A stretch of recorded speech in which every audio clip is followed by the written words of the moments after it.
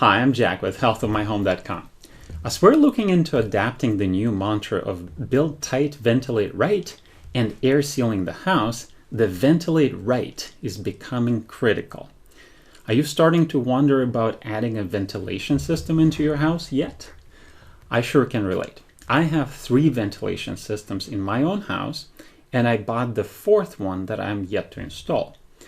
For people who are willing to take care of their ventilation, installing one and making a house airtight is a no-brainer in my opinion. It just offers too many benefits to not do it.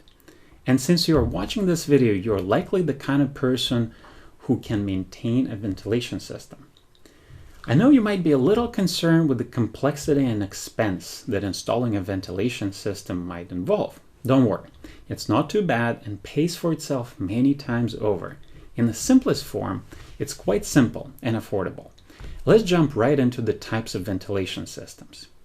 There are just 3 types. First and the simplest one is exhaust-only ventilation. Most commonly that means a special bath fan that is super quiet, rated for continuous use, and has special controls that allow it to stay on all the time at a programmed speed, or turn it on every hour for a certain number of minutes. You might be questioning it, but wait, how is it ventilating my house if it's just blowing the air out? The answer is simple.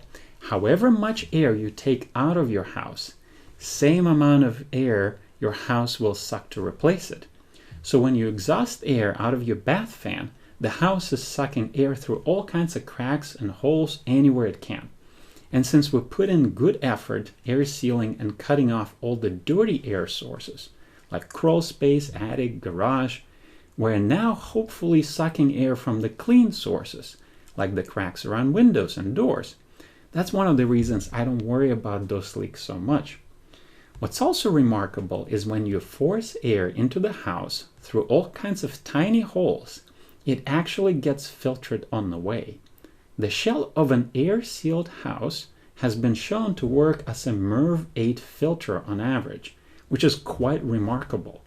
But also we certainly can't control the sources of air with that system that well.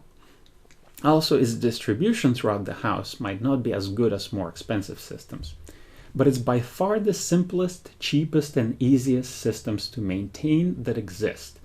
And in most cases, it does an adequate job ventilating a house. No wonder that it's used to comply with ventilation requirements probably more than 90% of the time. It's also much easier to install correctly, which is a big issue with the more complex systems. I will dedicate the whole next video to bath fans, so I won't spend much more time talking about it now. Second type is supply-only ventilation. As the name suggests, it does the opposite from what the bath fan does. Instead of sucking air out of the house, this system is bringing air into the house and is pressurizing the house.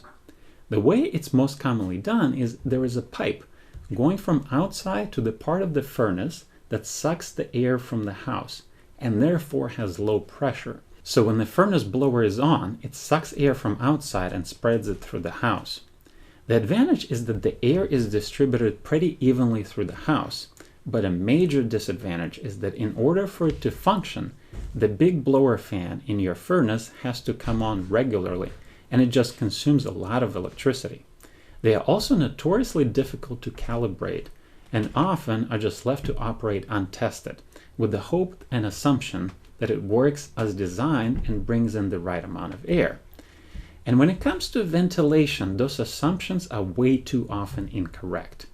Compared to a bath fan, this system offers control over the source of air, so hopefully it's clean, but has no control of the exhaust air. It pushes air into all kinds of cracks and holes, and by that there is a danger of creating condensation in the walls and other areas. Understandably, this type of ventilation is not super common. Third type of ventilation is called balanced ventilation. What it means is that the air is being sucked out of the house as the fresh air is being brought into the house. Most balanced ventilation systems heat the incoming air using the heat in the stale air that's being exhausted. That makes it a bit more efficient. They might also exchange the moisture and the heat embedded in the moisture, which makes it even better and more energy efficient for the right climate and application. These systems can be standalone or can be tied to a furnace duct system. Proper design and building of these systems is the most complex of the three, and not infrequently not done right or not maintained well. It offers the greatest benefits, but certainly needs the most understanding and maintenance. I would say if you are a DIY person, you are likely to successfully tackle an installation of the bath fan as an exhaust-only ventilation. The other two types of systems I'd leave for professionals or DIYers with HVAC experience and skills.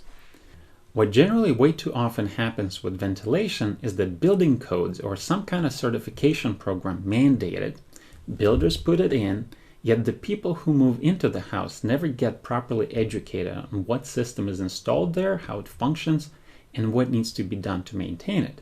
At some point it just clogs up or gets shut off to never be used again. Meanwhile, the airtight house and the people in it are struggling with poor indoor air quality. If you live in a recently built house, do you know how it's meant to be ventilated and how to check that the system is working as designed? I will keep on reminding you through this video series that probably the best way to answer those questions is to have a professional home energy audit done.